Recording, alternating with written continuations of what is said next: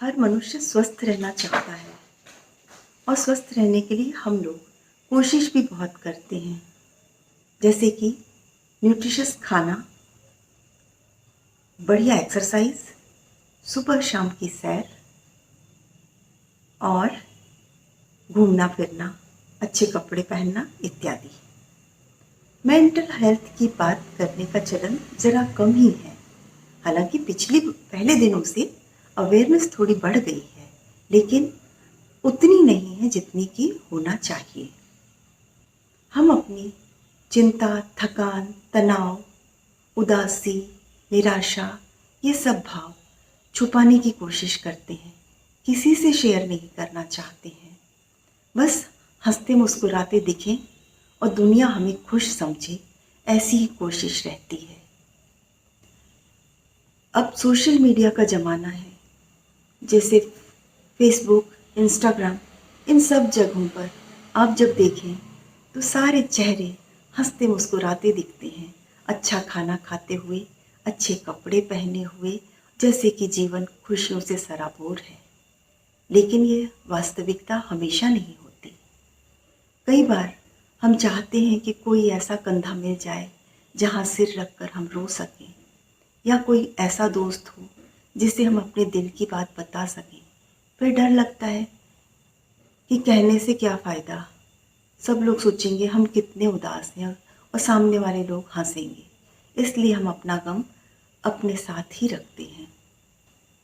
लेकिन यह बहुत बड़ी भ्रांति है। जैसे शरीर की बीमारी या घाव अगर अनअटेंडेड छोड़ दिया जाए, उसका इलाज ना कराएं, तो वो एक नासूर की तरह बन जाता है और कभी ठीक नहीं होता। उसी तरह हमारे मन के घाव, हमारी उदासी, चिंता, बेचैनी या निराशा या अवसाद अगर दबा दिए जाएं, तब क्या होता है कि वक्त के साथ ये हमारे अवचेतन मानस तक चले जाते हैं और इतना बिगड़ा हुआ रूप लेकर हमारे सामने आते हैं कि वो मानसिक समस्या बन जाते हैं और डिप्रेशन, एंजाइटी या आक्रामकता, किसी से लड़ पड़ने की इच्छा होना, या ऐसी अचानक सी उदासी जिसमें हम किसी को अपने पास ना आने दें के शिकार बन जाते हैं, और तब हमारा डॉक्टर के पास जाना अनिवार्य हो जाता है। ऐसी स्थिति से बचने के लिए ज़रूरी है कि हम समस्या को उतना आगे तक ना जाने दें, रास्ते में ही रोक लें। अपना एक ऐसा पारिवारिक संबंध बनाएं जो कि हमारी परेशानियों को समझ सके, या कुछ दोस्त ऐसे हों जिनसे हम हर बात शेयर कर सकते हों, और या फिर साइकोलॉजिस्ट तो बैठे ही हैं आपकी मदद करने के लिए, उनके पास जाइए, उनकी सलाह लीजिए। तो कुछ बातें मैं आपको बता रही हूँ कि कब हमें सचमुच सतर्क हो जाने की ज़रूरत है, और कुछ समस्याएं जो ऐसी हैं जिनका इलाज हमें स्पेशलिस्ट के पास जाकर ही कराना चाहिए। जैसे छोटे बच्चों और किशोरों की समस्या अगर हम देखें तो बिस्तर गीला करना, कहना ना सुनना, मंदबुद्धिता, या फिर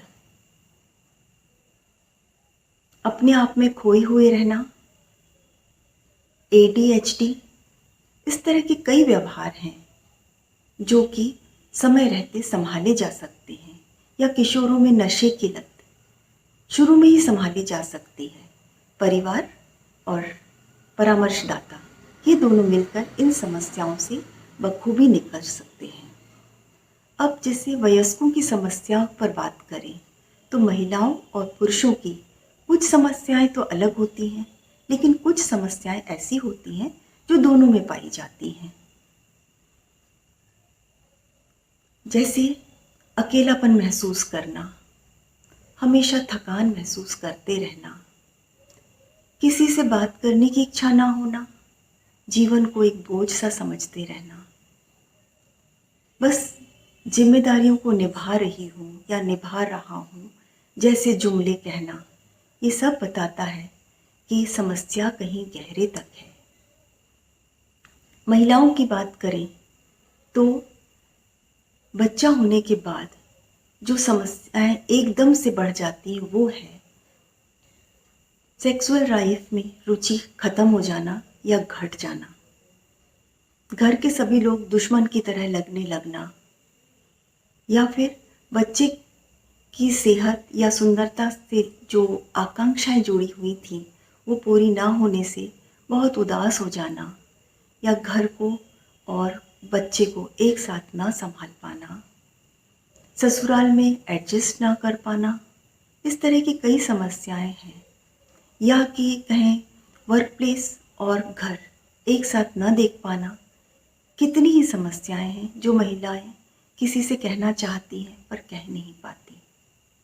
पुरुषों में देखिए तो अपनी जिम्मेदारी ना निभाना, कोई मुझे नहीं समझेगा इत्यादि बातें सोचना, या फिर हमेशा घर में घुसते साथ उदास और उदासीन बन जाना, बच्चों में रुचि ना लेना, सामाजिक सरोकारों से दूर हो जाना, ये सब बताते हैं कि समस्याएं कहीं गहरी हैं।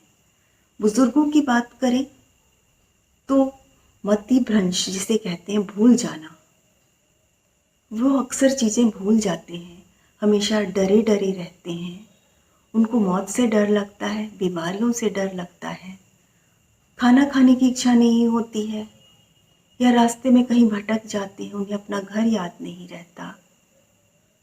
और भी बहुत सारी बीमारियां हैं या परेशानियां हैं जिनका इलाज ज़रूरी है।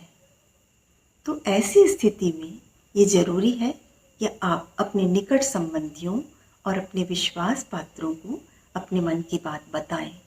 विश्वास रखिए, सब आपकी मदद करना चाहते हैं, कोई इधर उधर कहने नहीं जाएगा, ना हंसेगा।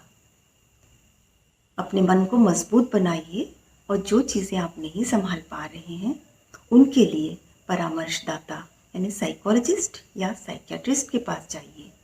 वो आपको अच्छी अच्छी सलाह देंगे, ज़रूरत पड़ने पर दवा भी देंगे और आप बिल्कुल अच्छे हो जाएंगे।